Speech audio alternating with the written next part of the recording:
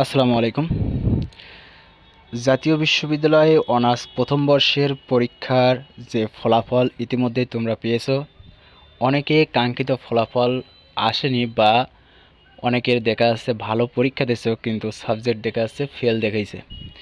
এক্ষেত্রে সেই সাবজেক্টের যে পত্র কোড আছে সেই কোড দিয়েই কিন্তু তোমাদের হচ্ছে এই আবেদনটা করতে হবে।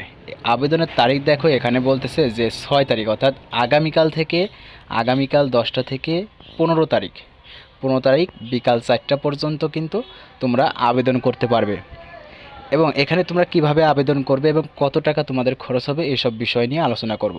তোমাদের প্রতি এক সাবজেক্টের জন্য তোমাদের হচ্ছে 1200 টাকা খরচ হবে, অর্থাৎ 1200 টাকা খরচ হবে। এক্ষেত্রে তোমাদের যে পত্র কোড আছে এই পত্র কোড যদি ভুল দাও সেক্ষেত্রে কিন্তু তোমাদের এই কাঙ্ক্ষিত ফলাফলে যে তোমরা পুনঃ আবেদন করতেছো এটা কিন্তু বিফলে যাবে। সেক্ষেত্রে তোমরা পত্র কোডটা কিন্তু ঠিক করে দেবে।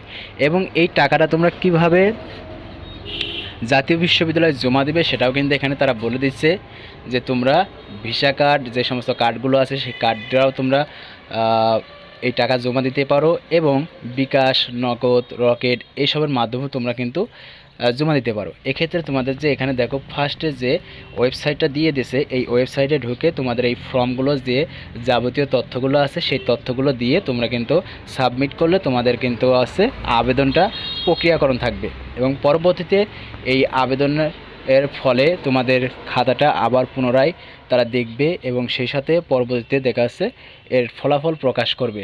ফলাফল প্রকাশের যে সময় ফলাফল প্রকাশ করে তারা আগে হচ্ছে একটা নোটিশ দেবে, সেই নোটিশ আসলে সাথে সাথে জানিয়ে দেওয়া হবে। অবশ্যই তোমরা চ্যানেলটি সাবস্ক্রাইব করে পাই থাকো। সবাই ভালো থেকো, আল্লাহ হাফেজ।